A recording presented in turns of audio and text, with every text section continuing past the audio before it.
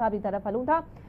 इमदाद साहब तव्हांजो छा एनालिसिस आहे ईअं छो मुल्क में थिए पियो ऐं छो टैक्स जेको आहे होलसेलर्स खां रिटेलर्स खां जंहिंखे असल में ॿीं टीं ते जमा कराइण घुरिजे उहे कोन कराइनि पिया पर पघारदार तबिको पुसजे पियो? महिरबानी लाला, ॾिसो ही जेको मसलो आहे असां वटि इनडायरेक्ट टैक्सेशन जो ऐं FPR जी नाकामी, ही जेका अॼु जी रिपोर्ट आहे महताब अकबर हैदर जी, उहा हैरान कुन आहे।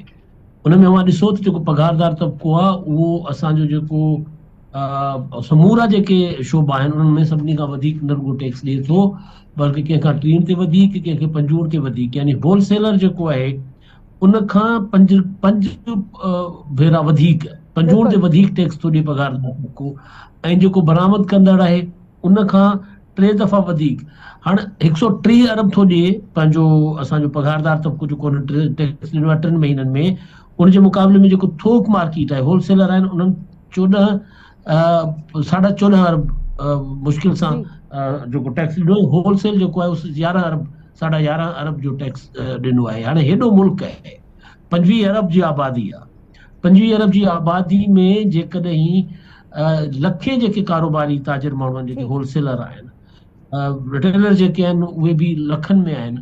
हाणे उहे जेकॾहिं एतिरो टैक्स ॾियनि, मामूली टैक्स आहे, इहो टैक्स ॾियनि त पोइ इहा सिस्टम जी बि नाकामी आहे, FPR जी पंहिंजी नाकामी ॻाल्हि आहे ऐं सिस्टम जो फेलियर ई न मां नज़र अचे। इमदाद साहब तव्हांजी तरफ़ वापसि ईंदसि। इंजीनियर जबार मेमन साहब असां सां गॾु मौजूद आहिनि। अस्सलाम वालेकुम sir, thank U very much for joining us. तव्हां खां मुंहिंजो इहो ई सुवाल आहे त पघारदार तबिको आख़िर उनखे छो एतिरो निपोड़ियो वञे पियो, FBR छो नाकाम थिए पई, असांजो सिस्टम छो फेल थिए पियो होलसेलर्स रिटेलर्स खां टैक्स वसूल करण में?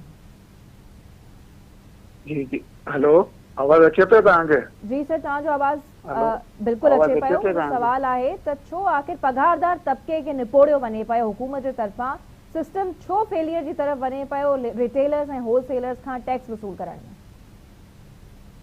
तो ॻाल्हि इहा आहे जो पाकिस्तान में जेको डॉक्यूमेंटेशन ऑफ इकोनॉमी आहे उन में जेको आहे सो अञा ताईं जेको आहे सो हिकिड़ी ॻाल्हियूं आहिनि ऐं उन ते जेको आहे सो कंहिं क़िस्म जो को ख़ासि अमल दरामद कोन थियो आहे। हाणे जेकॾहिं असां कुझु इहे ॻाल्हियूं कुझु अहिड़े तरीक़े सां कयूं त होलसेलर रिटेलर्स जेके आहिनि से उहे पंहिंजे हिकिड़े प्रपोर्शनेट क़ौमी मजमूई पैदावार जे तमामु घटि टैक्स जी अदायगी कनि पिया। उन जो रीज़न इज़ वेरी सिंपल त उन्हनि जी जेका रजिस्ट्रेशन आहे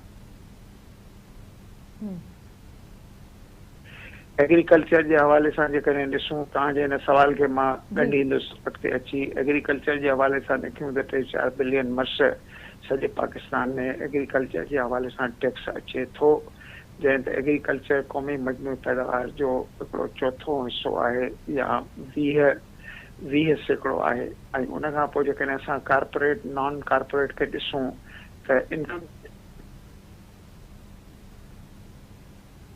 चवणो आहे त उहो हिकिड़ो अनमेंट्स थियनि थियूं ऐं उनखे जस्ट एंड फेयर करण जी ज़रूरत आहे। ॿिए पासे तव्हां जेकॾहिं तमामु घणा स्कैंडल्स ॿुधंदा हूंदो शुगर जे हवाले सां, बेवरेजेस जे हवाले सां, टेक्सटाइल जे हवाले सां, त FBR जी पंहिंजी नेशनल असेंबली स्टैंडिंग कमेटीअ में इहो चवणु आहे त 3000 अरब रुपया जेके आहिनि से असां घटि वेठा हासिल कयूं इन्हनि वॾनि सेक्टर्स मां जिन खे लार्ज हिकिड़ो सिंपल तरीक़ेकार आहे टैक्स वठण जो। तव्हांखे सैलरी मिले थी, तव्हांजो मालिक, तव्हांजी कारपोरेशन, तव्हांजी कंपनी, तव्हां जिते कमु कयो था उन्हनि जे मथां इहा पाबंदी आहे त तव्हांखे जेको आहे सो टैक्स कटे करे ऐं जेको आहे सो नेट पेमेंट कई वञे।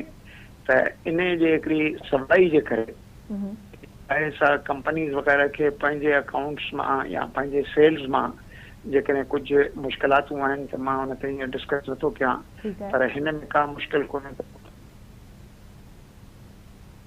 ठीक है, कनेक्शन के असां फिक्स करण जी कोशिश कंदासीं। Thank U very much sir, तव्हां सां गॾु मौजूद हुया। जी थैंक यू वेरी मच जबार साहब, तव्हां सां गॾु मौजूद हुया। आवाज़ में थोरो प्रॉब्लम थी पई। इमदाद साहब जी तरफ़ हलूं था। इमदाद साहब, तव्हां बि जबार साहब जो तमामु ॻाल्हियूं ॿुधी पई, तमामु अहम ॻाल्हियूं कयूं उन्हनि ते हिकिड़ो सिस्टम जो फेलियर आहे ऐं कुझु अंगखर बि उन्हनि असांखे ॼाणाइण जी कोशिशि कई पई। बट अगेन अब छो आख़िर नाकाम थिए पियो असांजो सिस्टम जिन खां टैक्स असल में वसूल करणो आहे? पघारदार तबिको जेको आहे उहो उनखे घणो निपोड़ियो वञे पियो। लैला जेको आहे महिनत नाहे करणी, सिस्टम नाहे ठाहिणो, उन सां गॾोगॾु जेको करप्शन जो वॾो एलिमेंट आहे। असां जेको टैक्स उगाड़ींदड़ इदारा आहिनि उहे तव्हांखे टैक्स बचाइण जा रस्ता कढी ॾींदा आहिनि। बाबा तव्हां जेको आहे हिन तरीक़े सां टैक्स ॾियो, उन में तव्हांखे घटि टैक्स थींदो, पोइ अंडर टेबल डील्स थियनि थियूं। हिकिड़ो वॾो कारण इहो आहे। ॿियो कारण इहो आहे त जेको डायरेक्ट टैक्सेशन जेका आहे उन लाइ ज़ाहिर आहे FBR हुजे या ॿिया जेके इदारा आहिनि उन्हनि खे मुतहरिक एक्टिव थियणो पए थो।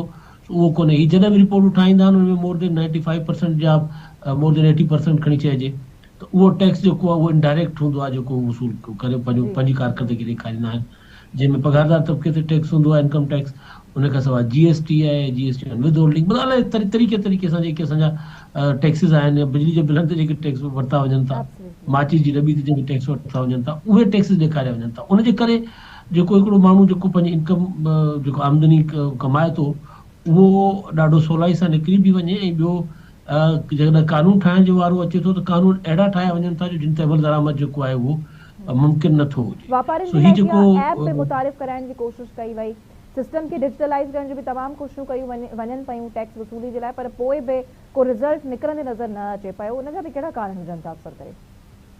लॻा ॾिसो, असांजो वापारी जेको आहे न, पाकिस्तान जो वापारी माज़रत सां बदकिस्मती सां मेजॉरिटी जेका आहे उहा दयानतदार कोन्हे, ईमानदार कोन्हे। मां फतवा ॾियण वारो केरु कोन थींदो आहे, पर अवां जॾहिं टैक्स जे मामले में अचो था, ॾिसो था त उन्हनि खे उहो टैक्स ॾेई राज़ी कोन्हे। त जेको टैक्स न ॾिए पंहिंजी कमाई ते, त उहो ज़ाहिर आहे उनजी दयानतदारी जेका मशकूक आहे।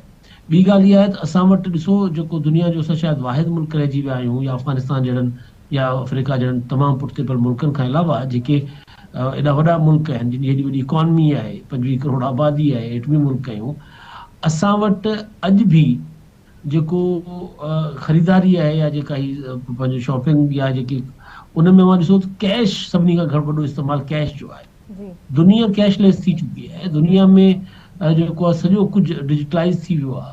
प्लास्टिक इकॉनमी मईशत अची वई आहे, प्लास्टिक मनी अची वई आहे। दुनिया उन खां अॻिते निकिरी वई आहे, पंहिंजो जेको क्रिप्टो करेंसी छा छा ते हली वई आहे। असां अॼु बि दुकाननि में वञो त वॾनि शॉपिंग मॉल्स में ॾिसंदो त उते लिखियलु हूंदो बाबा हिते जेको आहे क्रेडिट कार्ड न वठिबो, कार्ड न। पर पाकिस्तानी हुकूमत कैशलेस इकोनॉमी जी तरफ वधी रही है इमदाद साहब, डोंट यू थिंक? छो त काफ़ी तकरीबूं ऐं प्रोग्राम्स नज़र अचनि था आहिस्ते आहिस्ते। अॼु जे दौर में जेकॾहिं अञा ताईं कैशलेस इकोनॉमी ते न आहियूं विया, 50% बि न आहियूं विया, त इहो वॾो अलमियो आहे न। ख़बर न आहे केतिरो कैशलेस इकोनॉमी ते असां विया आहियूं, पर हिन वक़्तु असांखे 100% कैशलेस इकोनॉमी ते वञणु घुरिजे हा, सिवाइ को बराड़ी जा नंढा नंढा गोठ। बल्कि अॼुकल्ह त मोबाइल जो सिस्टम आहे इंडिया में, त बूट पॉलिश करण वारो बि जेको आहे उहो मोबाइल जे ज़रिए पैसा थो वठे।